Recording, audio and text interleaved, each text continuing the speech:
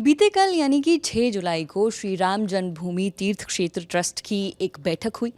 इस बैठक में एसआईटी की शुरुआती रिपोर्ट पेश की गई और इसी बैठक में ट्रस्ट के महासचिव रहे चंपत राय का इस्तीफा भी एक्सेप्ट कर लिया गया। अब इस इस्तीफे के बाद एक और बात भी निकलकर सामने आई है। चंपत राय का एक लेटर सामने आया है जिसमें उन्होंने कहा है कि वो तमाम आरोप जो शुरुआत से लेकर उन पर लगाए जा रहे हैं वो उस पर खुलकर अपनी बात सामने रखना चाहते हैं। उन्होंने कहा कि एसआईटी रिपोर्ट के जो 27 बिंदु है उन पर वो बात करना चाहते हैं, आरोपों पर खुलकर बात करना चाहते हैं। वो किन 27 बिंदुओं की बात कर रहे हैं, उन पर क्या आरोप लगे हैं, उस पर विस्तार से बात करेंगे।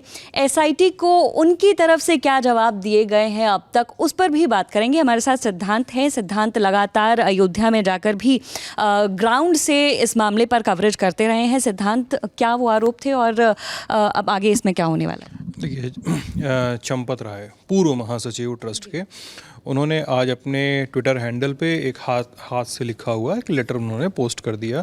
उसके साथ उन्होंने एक चौपाई लिखी है, धीरज धर्म मित्र अरुनारी आपतगाल परिखी अहीं चारी।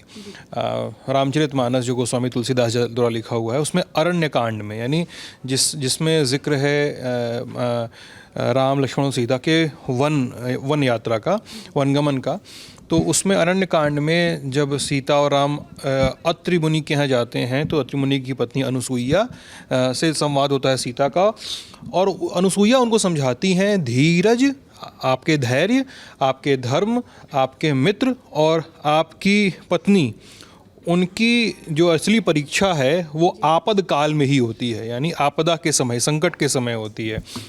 तो चंपत राय के लिए संकट का समय ये है, ठीक है, नंबर 1। नंबर 2, चंपत राय पे कुछ इल्ज़ाम लगते रहे हैं और मीडिया में भी लगे हैं कई सारे इल्ज़ाम। नंबर 1 मान के चलिए कि चंपत राय की देख रेख में और चंपत राय की अनदेखी जो कह लीजिए, उसमें ये सारी लूट खसोट चढ़ावे में होती रही।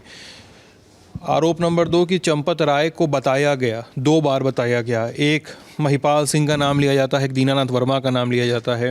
इन दोनों ने चंपत राय को फ्लैग किया और चंपत राय ने कोई सुनवाई नहीं की, उन दोनों को चलता कर दिया गया मंदिर के काम धाम से। एक ही आरोप लगता है उन पर। एक आरोप लगता है कि उन्होंने जैसे क्या कहें उसको, क्वासी जुडिशियल तरीके से काम किया जब ये मामला खुलने लगा। तो अगर आप पर आरोप लग रहा है तो आप जाकर बरामदगी करवा रहे हो। हाउ डू यू नो कि आपको पता है कि नेहा धीमान के घर में 8 लाख रुपया रखा है या सिद्धांत मोहन के घर में 2 लाख रुपया रखा है, वट एवर, आप जाके बरामदगी करवा रहे हो, गोबर से निकलवा रहे हो, भूसे से निकलवा रहे हो, और फिर आप जाके वहाँ पे क्या कहते हैं कि पुलिस में जाके बता भी रहे हो, और उसके साथ ही आप मीडिया में ये बयान दे रहे हो कि ऐसी कोई गड़बड़ी नहीं मिली। चंपत राय का पहला बयान जो आया था इस पूरे मसले पे वो ये था कि अभी तक ऐसी कोई गड़बड़ी सामने नहीं आई है, ठीक है। एक तो चंपत राय पे इस तरह के बहुत सारे इल्ज़ाम लग रहे हैं। अनिल मिश्रा जो थे, जिन पे ये था कि 40% कमीशन हर काम में ले रहे थे, उन पर ये आरोप थे। चंपत राय के बड़े करीबी बताए जाते थे। चंपत राय पर ये इल्ज़ाम भी है कि उन्होंने ट्रस्ट के बाकी मेंबर्स को कॉन्फिडेंस में लिए बिना कई सारे कामों को अंजाम दिया। चंपत राय पर ये इल्ज़ाम लगते रहे कि चंपत राय ने ज़मीन की ख़रीद फ़रोख्त में भी गड़बड़ियाँ उनसे हुई हैं, या उन्होंने की हैं, या उनसे हुई हैं, या उनको धोखे में रखा गया, पता नहीं, लेकिन कहा जाता है कि ऐसा हुआ है। इतने सारे आरोप हैं चंपत राय के ऊपर, और पता नहीं, देखिए बिंदुवार शायद क्या जवाब दे देंगे मुझे नहीं पता, लेकिन अब जब एसआईटी कल जब ट्रस्ट की बैठक हो रही थी तो एसआईटी की इंटरिम रिपोर्ट सामने रखी गई। यूपी के सचिव संजय प्रसाद ने वो रिपोर्ट रखी क्योंकि उनको ही सौंपी गई थी। तो उसमें एसआईटी को दिए गए जवाब, चंपत राय के जवाब में से 2 बातें निकल के सामने आती हैं। चंपत राय ने एसआईटी को जो 2 जवाब दिए थे, एक, अनिल मिश्रा ने मेरी गैर मौजूदगी में MOU जो साइन किया था बैंक के साथ, वो मेरी गैर मौजूदगी में उन्होंने साइन किया था, जबकि उस पर साइन मेरा होना चाहिए था। नंबर 2 बात, कपड़े की, जो लोग कपड़ा पहन के अंदर आना जाना कर रहे थे, मंदिर का जो चेस्ट है जहाँ पे सारा सब कुछ रखा रहता है चढ़ावा, उनके ड्रेस कोड को रखने का काम SBI का था, ट्रस्ट की कोई जिम्मेदारी नहीं थी।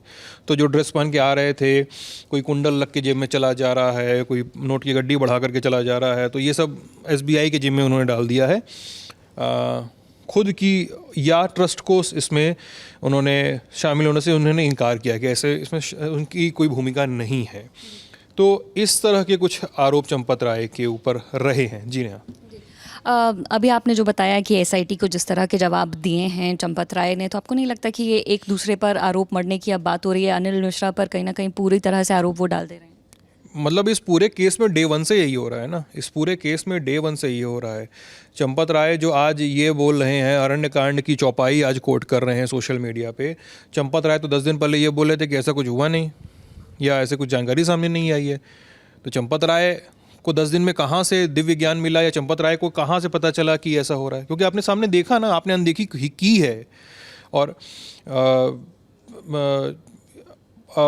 मिला जुला के अनिल मिश्रा की संलिप्तता है इसमें, ये भी लोगों को पता है, लेकिन ट्रस्ट इस बात को नहीं मान रहा है। उन्होंने कहा है कि चंपत राय ने, अनिल मिश्रा जी ने इस्तीफ़ा दिया और वो हमारे सम्मानित सदस्य हैं और हमने एक्सेप्ट किया उनका। और आप बताइए कि ट्रस्ट की मीटिंग है और ट्रस्ट की मीटिंग में यही डिस्कस नहीं किया गया कि इन लोगों की भूमिका क्या थी या इन लोगों की जवाबदेही तय की जाए कि नहीं। एथिकल आधार पे इस्तीफ़ा दिया और मान लिया गया। 22 जुलाई को अब अगली बैठक होने वाली है और ट्रस्ट की अगली बैठक 22 जुलाई को होगी। तब तक माना जा रहा है कि एसआईटी की रिपोर्ट भी, जो फाइनल रिपोर्ट है, शायद वो भी तब तक आ जाएगी। इसलिए 22 जुलाई को रखी गई है कि एसआईटी की रिपोर्ट कंप्लीट आ जाएगी, तब 22 जुलाई को एक बैठक होगी। जी, तो आपको क्या लग रहा है कि अब ये पूरा जो केस है सिद्धांत, वो किस डायरेक्शन में जा रहा है?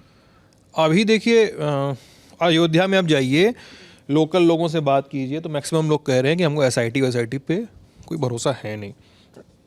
उनके नियम साफ हैं, उनका आधार साफ है कि भाई एसआईटी है प्रदेश की एक इकाई, ट्रस्ट बना है सुप्रीम कोर्ट के ऑर्डर के बाद, केंद्र सरकार के तहत गठित ट्रस्ट है।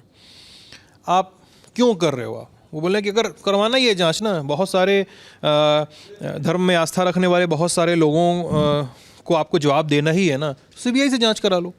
तो किसी को एसआईटी की जांच पे भरोसा तो एक तो है नहीं बहुत सारे लोगों को।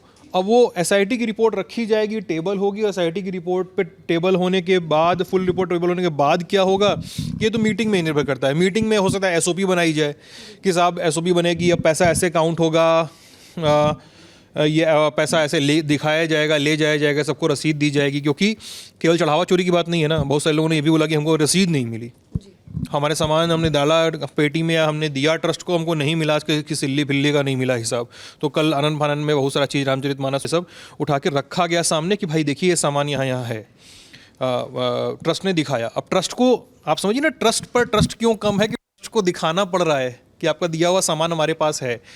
ट्रस्ट पे से लोगों का भरोसा टूटा है। कायदे से तो ट्रस्ट को आरटीआई के दायरे में लाना चाहिए, मतलब मैं अगर कहूँ तो आरटीआई के दायरे में लेकर आना चाहिए, उस पे ऊपर एक क्वासी जुडिशियल बॉडी जैसा कुछ बनाना चाहिए, एक न्यायाधीश उसमें हो या उसकी देखरेख में चले, ताकि पब्लिक अकाउंटेबिलिटी बढ़े कि भाई बहुत सारे लोगों का पैसा लगा है उसमें, बहुत सारे लोगों ने दान दिया है, मंदिर बनते समय जो दिया गया वो चंदा था और बनने के बाद दर्शन करते समय दिया है वो चढ़ावा है। तो बहुत से लोग पैसा दे रहे हैं उसमें ना, तो उतना बड़ा पैसे का पूल उसका किया जा रहा है, वो कैसे संरक्षित है।